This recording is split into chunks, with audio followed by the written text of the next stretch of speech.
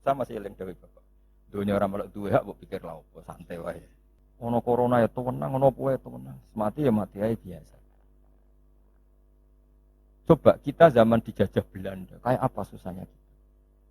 Itu orang-orang kita dulu ya bahagia dan banyak istrinya banyak padahal zaman itu.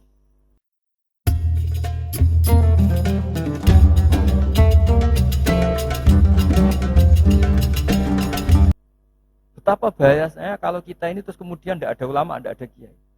Mungkin kita sudah menuhankan uang, menuhankan jabatan.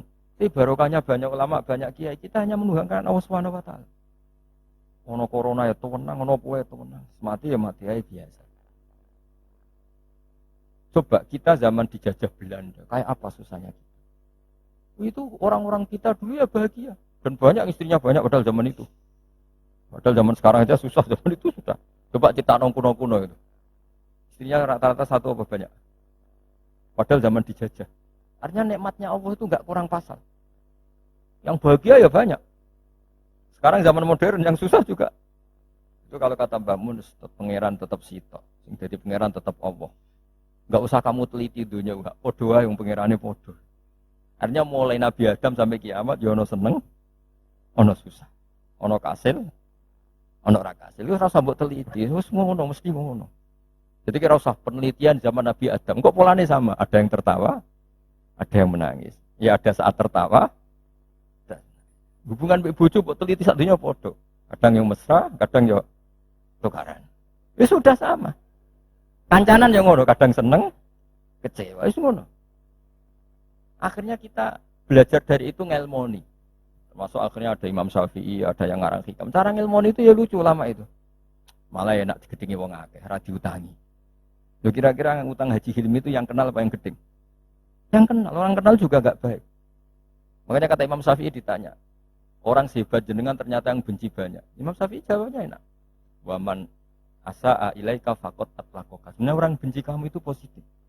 Minimal gak utang kue. Kowe tahu nyileh mobil wong sing mbok gedhingi. Tapi nak kowe akrab mek Haji Hilmi bahaya iso nyileh Alphate, nyileh macam-macam. Jadi enteng saja ulama.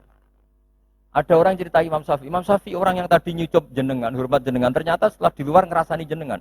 Itu gaya-gaya nantok hormat jenengan, setelah di luar ngerasani jenengan. Imam Syafi'i muni alhamdulillah. Berarti aku wibawa ning arep kurawani. Jadi dianggap enteng saja. Karena apa? Ya, orang dulu itu ya sudah munajatnya sama Allah sudah.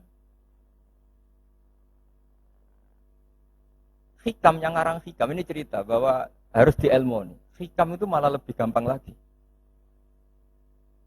Ketika Allah memberikan apa yang kamu inginkan, itu berarti mata a'toka asyhadaka birrah. Ketika Allah memberikan apa yang kamu inginkan, maka Allah ingin mengertikan kamu bahwa Allah itu zat yang baik. Sehingga kamu minta apa saja dikasih. Wa mata mana'aka asyhadaka qarra. Ketika Allah menghalangi yang kamu minta, asyhadaka qarra. Bahwa Allah menunjukkan, saya ini Tuhan, enggak bisa kamu dikte-dikte. Lho kowe di pangeran terus nurut terus mbek kowe iku ya ora gaya. Pangeran kok nurutan, itu kerennya di mana coba? Pangeran yo gagah kudu al-qahar, zat yang enggak bisa diatur. Jadi kena ndonga ora disebadani nggih Gusti top jenengan. Ora kena dirayu, ora kena diatur, atur. Wes pangeran tenan jenengan. Misalnya pangeran nurut terus iku pangeran, tak budak kan gitu. Makanya Allah tidak hanya punya sifat Rahman Rahim, itu juga Al-Jabbar, Al-Qahar. Jadi segampang itu. Lho di pangeran terus nurut mbek kowe kan. Aku lah kecewa. Mesti protes lho. Diuncang ngono kok jenengan tuh. Jadi enteng saja ulama dulu muamalah sama Allah. Mata atau ka'asyadaka birra. Ketika Allah memberi kamu, anggap saja Allah mengenalkan ke kamu bahwa dia zat yang terbaik. Wa mata mana aka asyadaka qarra. Ketika Allah tidak nuruti karep kamu, Allah itu ingin menunjukkan ke kamu, aku itu pangeran. Tetap yaf'alu ma yasha. Enak ya pangeran buat atur-atur. Nah, nurut aku sing nurut kowe kan gitu. Coba keren mana punya Tuhan yang begitu sama yang nurutan. Coba. Keren mana? Keren sing Allah tetap yaf'alu ma yasha. Tapi kalau ilmu ini tidak kamu perbarui terus dengan ilmunya ulama, maka kamu akan menganalisis Allah dengan cara kamu sendiri. Oh, dari api anjute aku jaluk ora dituruti. Wah, setan amoh. Jadi ulama dulu itu asik gitu. Coba saya itu termasuk kiai muda yang nggak pati wedi mati, bukan karena saya apa. Rasulullah tuh kalau ngajari melihat kehidupan kematian tuh rileks. Ya Allah, kalau saya hidup, ini ngajari ke kita ya. Anggap saja ini peluang untuk menambah kebaikan. Kalau saya mati, anggap saja itu akhir dari segala keburukan. Makanya saya itu tidak pati takut mati. Coba hidup kita ke depan. Meskipun naudzubillah min dzalik, potensi zina, potensi korupsi. Yang sudah korupsi, potensi korupsi lagi. Yang sudah kadung zina, potensi zina lagi.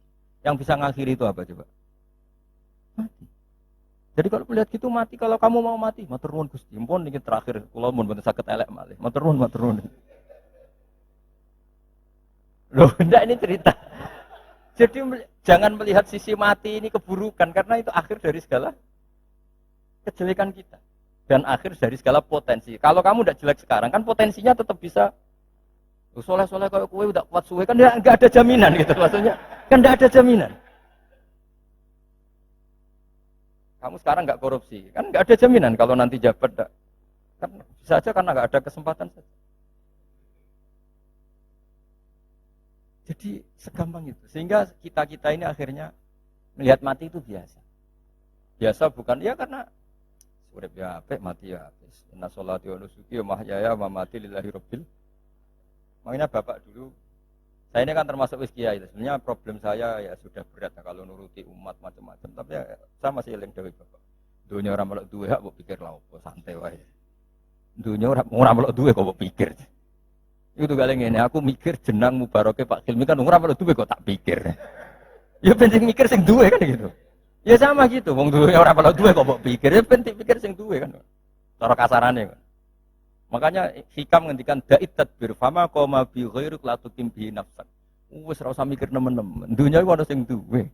Ora usah ke melok-melok, ora melok duwe kok geger. Maksudnya ora usah mikir wis melok pangeran wis. Wong alim yo mulang wis. Wong sugih bagi karyawan. Habib yo ndongakno umat. Wong melarat yo ndongakno sing sugih sedekah. Sudah gitu aja ora usah mikir. Wong nak sedekah rak dhuwit kuntek, berarti mikir. Kok sing melarat aku dongakno sugih kenaan tak dongakno wong dongakno awakku ora iso sugih wae ya. Ya rusak nak dunya dalem ngono ya rusak. Rusak. Ya jadi ini saya cerita ilmu. Segampang itu ulama melihat. Makanya saya pernah baca dalam satu kitab itu ada orang berteman akrab. Ketika kaya temannya banyak, ketika miskin temannya enggak pada menjenguk. Padahal dia sudah jadi buruh. Buruh manol, buruh gebet. Ada seorang Habib alim. Ketika orang ini ngeluh, Beb, teman-teman saya itu yang dulu jenguk sekarang nggak ada yang jenguk karena saya sekarang miskin. Dulu teman saya akhirnya Habib yang alim ini ngendikan malah enak toh nak kancam rene malah kon isin rene pas kue manol pas kue gawe boto diamui malah isin atok dora rene jadi pas kue melarat rada sing delok lan kok nak sugih konangan neh lah akhir alhamdulillah yo jebule. Selama ini kan kita ngeluh, PP melarat terus konco ora dolan, malah ora dolan. Pas dolan rono kowe dikongkon wong dibentak-bentak, malu enggak? Milih didolan ya apa enggak? Mboten lah ya sekarang. Jadi kalau lama itu bikin solusi segampang itu. Assalamualaikum warahmatullahi wabarakatuh.